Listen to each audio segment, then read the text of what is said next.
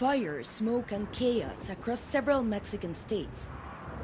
Cities brought to a standstill as criminal groups retaliate after Mexico's most wanted drug leader died following a military operation Sunday.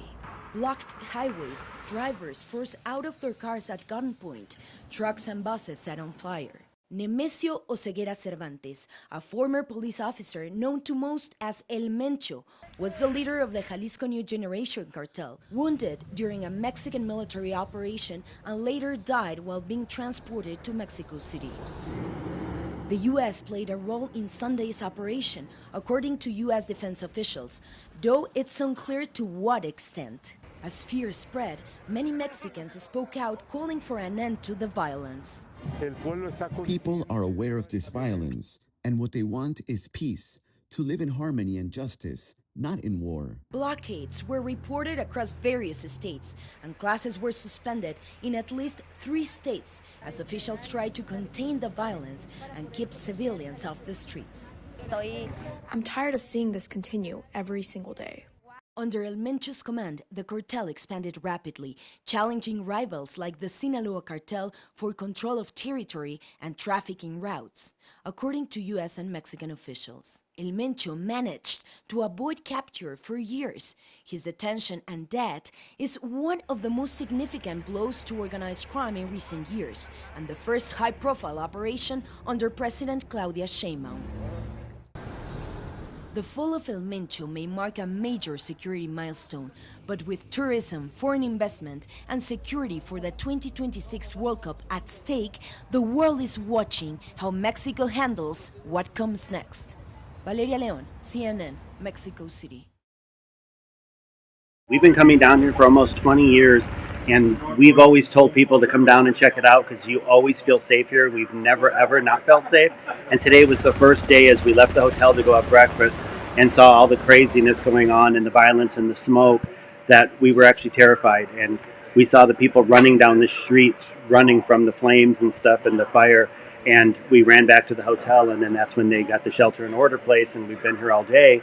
And we're staying at Hotel Eloise, and there's no restaurant or bar or anything here, so we've all been here without anything all day, and the staff has been great, running and grabbing stuff and bringing us some snacks and some water and stuff. But it's been pretty scary, as you can see from the videos and pictures I shared, that blocks away is where all of it's happening, and all the OXXOs, they burnt down all of the little OXXOs. So there's been little fires and stuff all over the city around us where it's normally fun and nice and people walking around and all the little local restaurants and all the locals being locked up and hidden with us too. And there's a few homeless people that were brought into this hotel they allowed in so that they had some place to go too. So it's been quite surreal knowing this warm, wonderful place that we come to visit a couple times a year is in lockdown and just terrifying for all the people.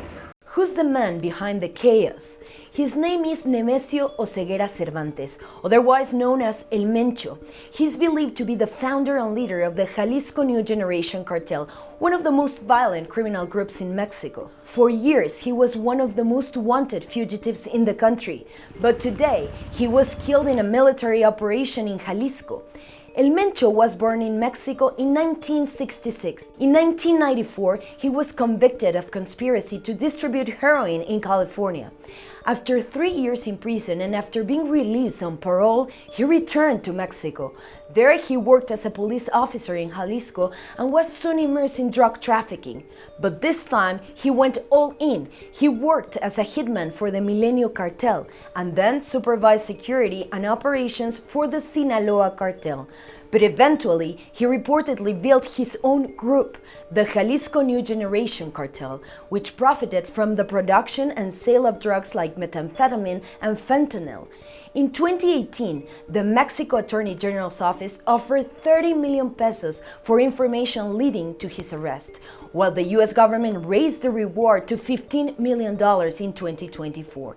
Now, without its head, the question remains as to how powerful that Jalisco New Generation cartel will continue to be, or if this operation successfully divided the group. Mexican authorities confirmed the detention of Nemesio Oseguera Cervantes, known as El Mencho, in a joint operation carried out with U.S. support after months of intelligence coordination. According to official sources, he died while being transported to Mexico City. Soon after the operation, violence broke out in several parts of the country. Armed groups blocked major highways, forced drivers out of their vehicles, and set trucks and buses on fire, deliberately using them to shut down roads and paralyze entire cities. We're talking about 5 Mexican states that have reported this kind of violence. And authorities reported blockades in Jalisco, Michoacán, Guanajuato, Veracruz, and Chiapas. And as precaution, classes were canceled in at least 3 states tomorrow, while security forces work to restore order and prevent civilians from being caught in the arrest.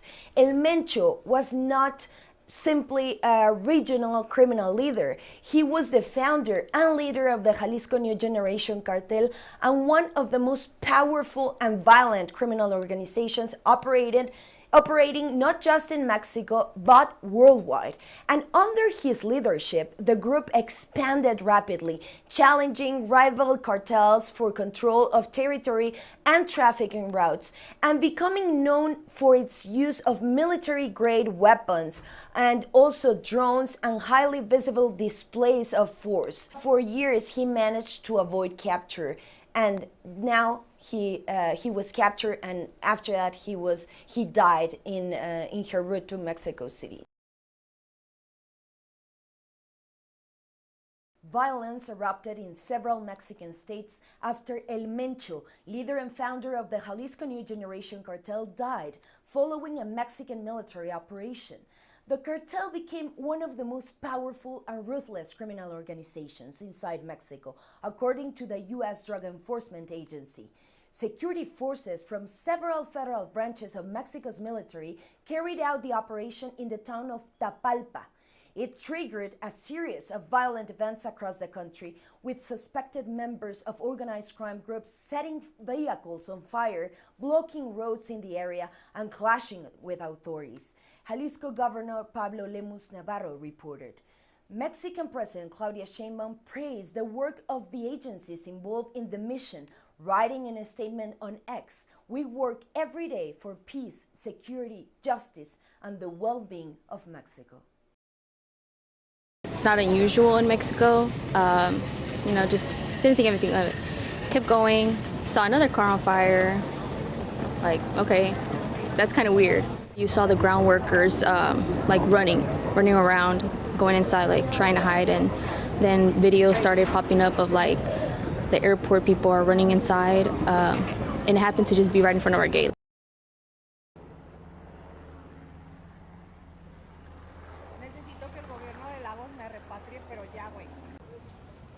Look, he just drove by the military right through.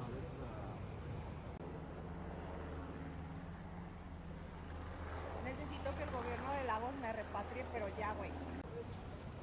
Look, he just drove by the military right through.